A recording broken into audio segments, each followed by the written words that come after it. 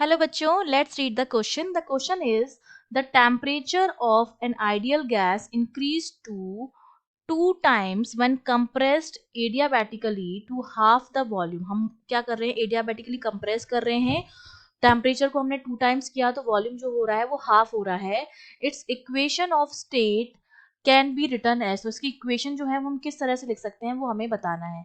तो देखिए, इस क्वेश्चन को सॉल्व करने के लिए हमारा जो की कॉन्सेप्ट रहेगा उसमें हमें पता होना चाहिए कि जब हम एडियाबैटिक प्रोसेस की बात करते हैं तो एडियाबैटिक प्रोसेस वो प्रोसेस होता है जिसमें हमारे कोई भी हीट एक्सचेंज नहीं होती है. ठीक है, no heat exchange between system and surrounding.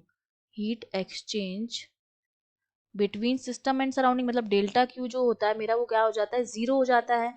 Delta Q अगर जीरो होता है तो उस केस में मेरा जो डेल्टा डब्ल्यू आता है फर्स्ट लॉ से, डेल्टा क्यू फर्स्ट लॉ हमारा क्या कहता है थर्मोडायनेमिक्स का, जो डेल्टा क्यू है मेरा वो delta W plus delta U के बराबर होता है. डेल्टा क्यू जो हो गया जीरो हो गया तो डेल्टा डब्ल्यू जो मेरा आता है वो माइनस ऑफ डेल्टा यू के बराबर आता है. ठीक है, अब अगर मैं इसकी इक्वेशन लिखूं एडियाबैटिक प्रोसेस की, तो एडियाबैटिक प्रोसेस के लिए हम जानते हैं अगर आइडियल गैस इक्वेशन की बात करें तो पीवी इक्वल्स टू क्या होता है? एन आर टी होता है. तो इसकी जो इक्वेशन आती है हमारे पास वो आती है PV gamma equals to constant, क्योंकि उसमें कोई भी चीज कांस्टेंट नहीं है, ना पी है, ना वी है, ना टी है. तो अगर कांस्टेंट टेम्परेचर पर माने तो PV gamma equals to constant होता है, और अगर प्रेशर कांस्टेंट मान लूं तो मेरे पास T V gamma minus one जो आता है वो कांस्टेंट आता है. ये दो इक्वेशन जो होती हैं वो हमारी एडियाबैटिक की इक्वेशंस होती हैं. तो देखिए, हमसे क्वेश्चन में क्या कहा जा रहा है, जब मैं टेम्परेचर को 2 टाइम्स कर रही हूँ, मतलब पहले मेरा मान लिया कि इनिशियली टेम्परेचर जो था वो टी था, अब मैंने उसको क्या कर दिया 2 टाइम्स कर दिया, मतलब मेरा टी डैश जो है वो 2t के बराबर है.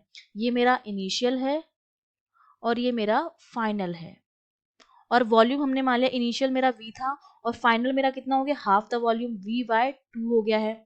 तो अगर मैं ये इक्वेशन लगाऊं टीवी गामा माइनस वन वाली तो कितना हो जाएगा? इनिशियली हमने मान लिया टी था, v गामा माइनस वन ये इनिशियल हो गया इक्वल्स टू फाइनल 2t, और ये हो जाएगा v by 2 gamma minus one इसके बराबर हो जाएगा.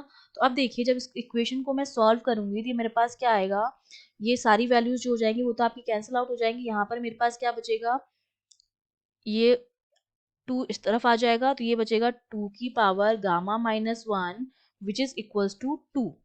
ठीक है, ये 2 जो है वो इस तरफ चला गया तो ये टी बी और टीवी तो कैंसिल हो जाएगा, तो यहाँ पर बचेगा 2 ये वाला, और यहाँ पर बचेगा ये वाला 2. तो 2 की पावर गामा माइनस वन जो आया है वो 2 के बराबर आया है.